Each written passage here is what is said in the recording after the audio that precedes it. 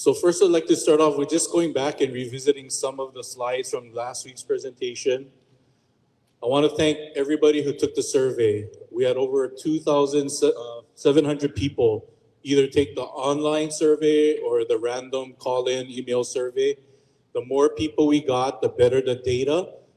We didn't expect this much, but we're gladly surprised a lot of you took the survey and participated. We got very good data, and as we move through the slides, you're going to see how we incorporated the results of the survey into the scoring of the final disposal site. This is one of the slides from last week. This shows how we group how the results of importance. The upper two are the more important ones via the survey results to the public.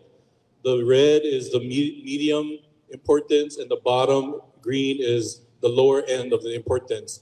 These affect the scoring criteria that we've been using in scoring the site from day one. If you folks remember, we had our original 8 locations that we scored at. We did it based on an infrastructure mindset, based on health and safety, environmental concerns. These will affect the criteria, and as we move on, we'll show you how it affects it as far as the scoring goes. This is another slide from last week. Again, the color-coded. Number 1 is the higher importance that was brought to us by the survey. The safe distance from natural environmental features, the buffer zone between residential areas, schools, hospitals, those was of higher importance via the survey. The medium importance was considering the subject matter experts and also about cultural resources concerns. And again, on the lower end in green, it was about roadway safety, how long it will take to get ready, meaning to develop the PDS site, and then also the increase in traffic congestion. So those are ranked lower on the survey of importance. We're going to use this as one of the examples to show and tie in how the scoring affects the scoring matrix. So for example, let's take how long it will take to make the site ready as just an example. What Deputy Schmidt shared with you last week was an example of this, showing how we originally scored it with the green, red. Now we took the public input from the survey into consideration. It changed the importance of the criteria. So once we incorporated the results of the survey to a certain criteria, it affects the scoring and it affects the change of the color of importance of that certain criteria. Again, this is just one example, and we'll get into the actual scoring. So just to kind of give you an example of how we factored the results of the survey into our scoring. So what we did was we took the 3 categories, the importance, the medium importance, and the lower importance, and we took the average mean. And I want to reach out and say thank you to our consultants, Anthology. They really helped out in doing the number crunching and applying the survey results to our scoring process. So once we get the average mean of each of the different importance of criteria, that becomes a multiple. I know I'm getting a little technical, so bear with me. That multiple is a number that times our infrastructure scoring team's score. So you have our score and you have the multiple, which is based on importance. Now, the green, red, blue, important, medium, and low, that's the multiple. That times our score, and then we get the actual weighted score. And I'll show you in the future slide how that works. So here is going back to the original matrix. This is before we took public input into consideration. As you can see here, we have in the first colored column, well, the first column is all the criteria. Time to acquire land, proximity to Lahaina, etc. We've gone through this many times. The first colored column is how we originally scored the importance of each category. This is before public input. And then after we scored it, we came up with a scoring matrix of ranking the different locations. This is the new final matrix scoring. So if you look on the first column here, the green, the blue, and the red, that corresponds with the order of importance I talked to you before that's based on the survey. How that affects the first column, colored column here, is it weights the importance of the criteria. The evaluation stays the same. The weighted ranking times our score that would be put in this white column. These 2 columns times each other gives us the weighted score. So that's an example of how the results of the survey affects the actual score of the matrix. I'd like to also highlight that after hearing from the public, we also included an additional criteria, which is the cultural resources impact. That last row wasn't part of the initial scoring, but after we heard from the public, we understood the importance of the cultural resources impact, and we put that in the scoring matrix. So if you look at the top three criteria, time to acquire land, proximity to Lahaina, access in and out of traffic impacts, you can see that it changed from green to red because the lower importance was on logistics, which was the green. That was lower ranked on the survey. So it changed it from green to red, meaning importance of green, high importance to red. And I'll briefly just go through all of these because it's the same impact for each criteria. These are just examples of how the color changed based on the results of the survey. So for distance to residential school and hospitals, it went from a yellow to a green because that was blue ranked very high of importance to the public. Distance to hospitals, residential, and schools. This one is a surface water management construction, which is part of the logistics part of the phase of the PDS.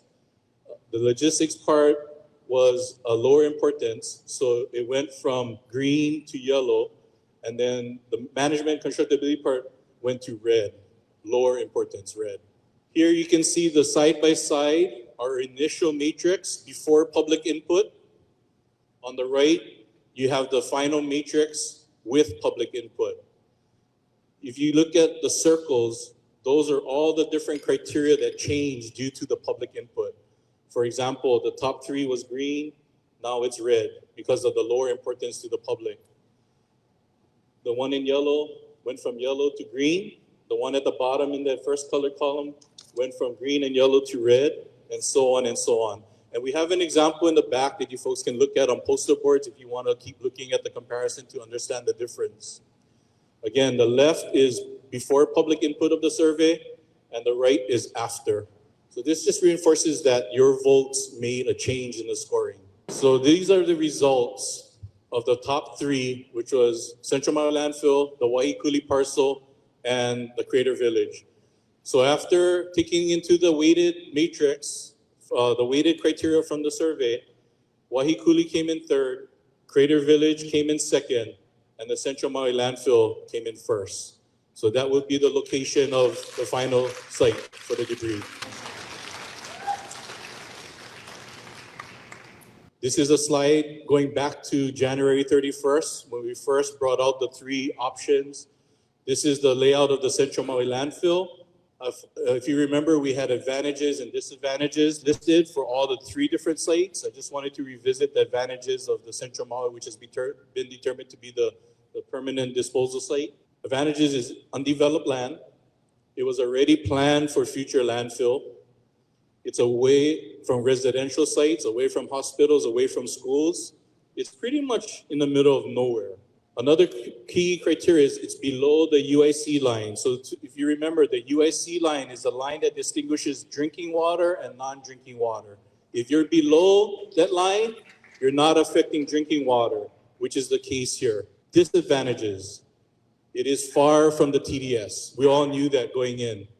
It's 20 plus miles, traffic impacts related to the distance. Again, going back to the survey, traffic impacts, roadway safety conditions were ranked lower on the survey. It doesn't mean that we can disregard this. We have to think about the traffic impacts. This is another slide from our January 31st where we showed the timeline, how we plan to hit different milestones in the process of selecting the final site.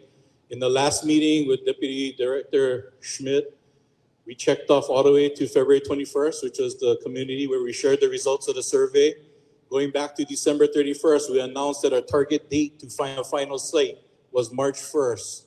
I'm happy to say that our team worked very hard and we beat that, and we're bringing you the results here tonight.